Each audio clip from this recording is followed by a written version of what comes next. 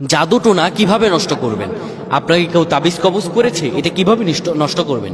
কারো কাছে যেতে হবে না, আপনি নিজে নিজেই ঘরে বসে আপনি জাদু টোনা নষ্ট করতে পারবেন।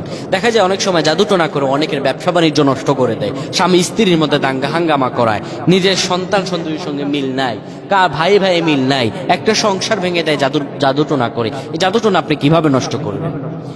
আপনি যখন বুঝতে পারবেন আপনার সংসারে কোনো শান্তি নেই, আয় বরকত নাই, তখন আপনি জমজমের পানি নেবেন।